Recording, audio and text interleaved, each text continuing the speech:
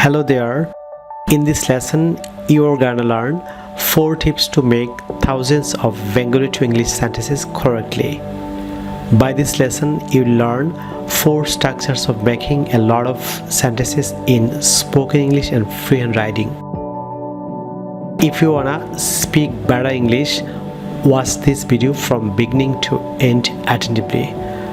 So, let's get started. সুপ্রিয় শিক্ষার্থী বন্ধুরা, আমি আজকে আপনাদেরকে যে লেসনটি প্র্যাকটিস করতে যাচ্ছি সেটি হচ্ছে 4টি ম্যাজিক স্ট্রাকচার শেখার মাধ্যমে আপনি কিভাবে স্পোকেন ইংলিশ এবং ফ্রি রাইটিংয়ে অসংখ্য বাক্য তৈরি করবেন। অর্থাৎ বাংলা বাক্যে কারো কোনো কিছু করার অধিকার ছিল না অর্থে, কোনো কিছু করার অধিকার ছিল কি অর্থে বা ছিল না কি অর্থে আপনি 4টি ম্যাজিক স্ট্রাকচার ব্যবহার করার মাধ্যমে কীভাবে স্পোকেন ইংলিশ এবং ফ্রি রাইটিং আপনি হাজার বাক্য তৈরি বিষয়ে প্র্যাকটিস করাচ্ছি।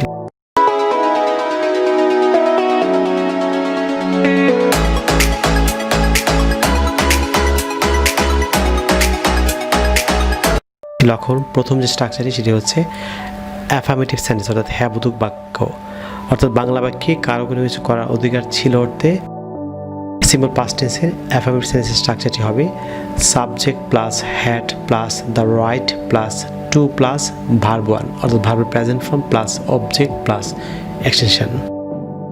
দ্বিতীয় স্ট্রাকচারটি হচ্ছে বাংলা বাক্যে কারো কোনো কিছু করার অধিকার ছিল না অর্থে নেগেটিভ সেন্টেন্স অর্থাৎ নাবোধক বাক্যের স্ট্রাকচারটি হবে subject plus didn't have plus the right plus to plus verb one plus object plus extension.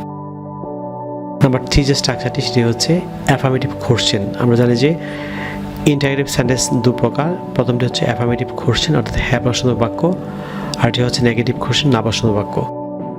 Affirmative question স্ট্রাকচারটি হচ্ছে did plus subject plus have plus the right plus to plus verb one plus object plus extension plus question mark.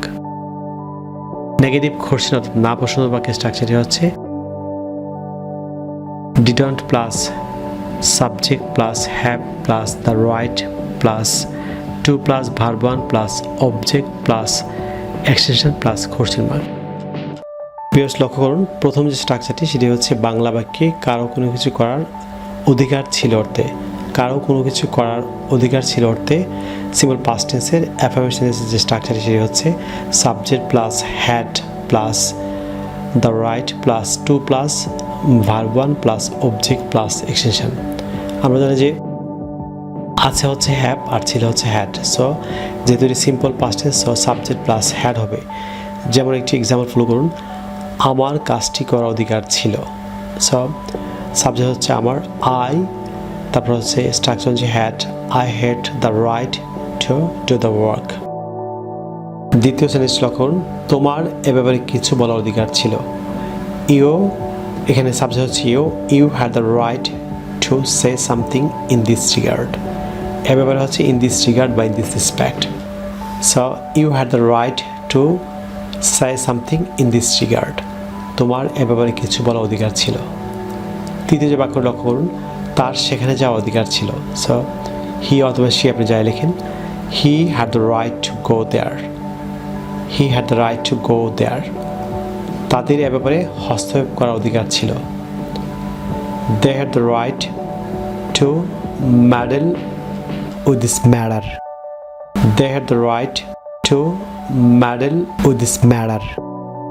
দ্বিতীয় যে স্ট্রাকচারটি লক্ষ্য করুন সেটি হচ্ছে negative sentence অর্থাৎ নাবোধক বাক্যের স্ট্রাকচার অর্থাৎ subject plus didn't have plus the right plus to plus verb one plus object plus extension. প্রথম যে বাক্যটি লক্ষ্য করুন নেগেটিভ সেন্টেন্সের, তাদের এ ব্যাপারে কিছু বলার অধিকার ছিল না।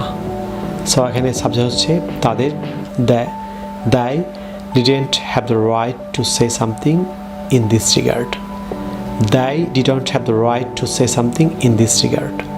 তাদের এ ব্যাপারে কিছু বলার অধিকার ছিল না। মানুষের মত প্রকাশের অধিকার ছিল না। People didn't have the right to express their views. আমি আবার বলছি, মানুষের মত প্রকাশের অধিকার ছিল না। এর সাবজেক্ট হচ্ছে people. So people didn't have the right to express their views third যে সেন্টেন্সটি সেটি হচ্ছে ছেলেটি তার বাবার সম্পত্তি পাওয়ার অধিকার ছিল না। ছেলেটির তার বাবার সম্পত্তি পাওয়ার অধিকার ছিল না। The boy didn't have the right to get his father's property. The boy didn't have the right to get his father's property. ছেলেটি তার বাবার সম্পত্তি পাওয়ার অধিকার ছিল না। ছাত্রছাত্রীদের সেখানে যাওয়ার অধিকার ছিল না। Students didn't have the right to go there. Students didn't have the right to go there.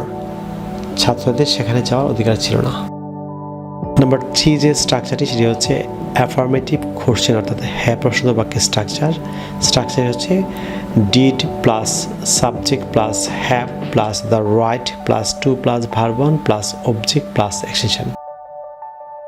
কারো অতীতে কোনো কিছু করার অধিকার ছিল কি জানতে বা প্রশ্ন করতে আপনি প্রথমে ডিড আসবে, যেহেতু এটি simple past tense structure. So প্রথমে ডিড, তারপর সাবজেক্ট, তারপর হ্যাভ, তারপর হচ্ছে the right plus to plus verb one plus object plus extension plus question mark.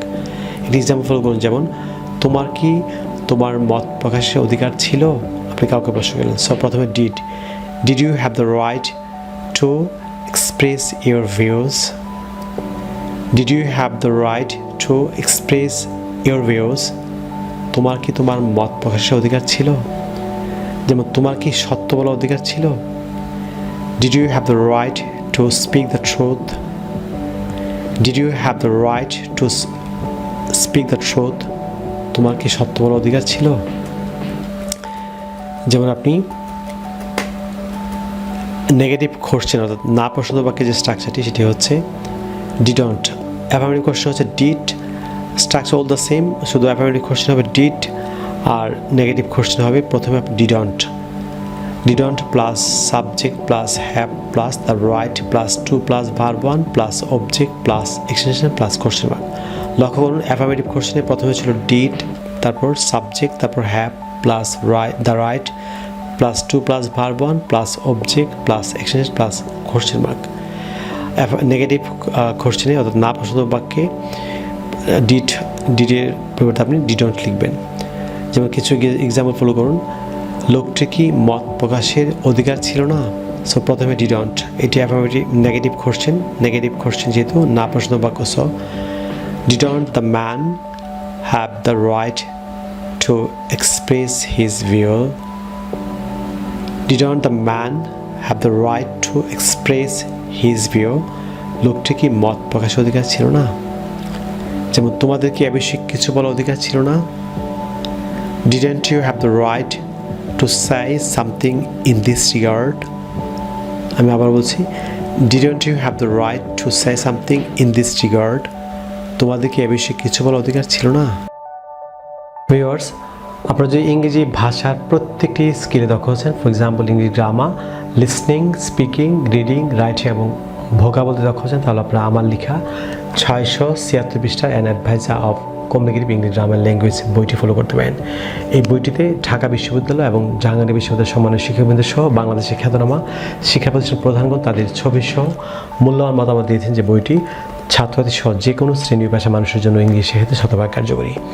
বাংলাদেশের পাঠকরা যদি বইটি আমাদের কাছে সংগ্রহ করতে চান তাহলে আপনারা আমাদের বিকাশ নাম্বার লিখে রাখতে পারেন। আমাদের বিকাশ নাম্বার হচ্ছে 01711045295, অর্থাৎ 01711045295 কিংবা 01722650680 অর্থাৎ 01722650680। বাংলাদেশের পাঠকরা দুটি নাম্বারে যে কোনো একটিতে আপনারা বিকাশ করে খুব দ্রুত কুরিয়ারের মাধ্যমে বইটা আমাদের সংগ্রহ করতে পারেন। ভারতের পাঠকরা যদি ভারতের পশ্চিমবঙ্গের মালদায় অবস্থিত তাওহিদ ইউনিভার্সিটি বই সংগ্রহ করছেন, তাহলে আপনারা পশ্চিমবঙ্গের মালদায় অবস্থিত তাওহিদ ইউনিভার্সিটির সেলফোন নাম্বার লিখে রাখতে পারেন। সেলফোন নাম্বারটি হচ্ছে 9733196010। ইন্ডিয়ার পাঠকরা পশ্চিমবঙ্গের মালদায় অবস্থিত তাওহিদ ইউনিভার্সিটি থেকে আমাদের বইটি সংগ্রহ করতে পারেন। প্রিয় শিক্ষার্থী বন্ধুরা, আপনাদের সোশ্যাল মিডিয়া অর্থাৎ ফেসবুকে আমার সংযুক্ত হতে চান তাহলে ইউটিউবে আমার চ্যানেলটি আছে learn English with Shimul sir. All the same নামে, অর্থাৎ একই নামে ফেসবুকে আমার একটি পেজ এবং গ্রুপ আছে, আপনারা খুব তো পেজ এবং গ্রুপে যুক্ত হতে পারেন। আপনারা যারা আজকে আমার চ্যানেল নতুন কিংবা যারা চ্যানেলটি এখনও সাবস্ক্রাইব করেনি, যারা সাবস্ক্রাইব করতে ভুলে গিয়েছেন, আপনারা এখনও নিচে সাবস্ক্রাইব ক্লিক করে চ্যানেলটি সাবস্ক্রাইব করে নিন। তাছাড়া পাশে যে বেল আইকন দেখতে পাচ্ছেন সেটি ক্লিক করে রাখুন, যাতে আপনি ইউটিউব থেকে আমার পরবর্তী নতুন নতুন লেসের সময় নোটিফিকেশন পান। সুপ্রিয় শিক্ষার্থী বন্ধুরা, পরবর্তী লেসনে আপনাদের সঙ্গে আবারও দেখা হচ্ছে। আপনার জন্য অফুরন্ত শুভকামনা, আপনার সবাই ভালো থাকুন, অনেক ভালো। So no more today, I will see you in another video. Take care, bye by.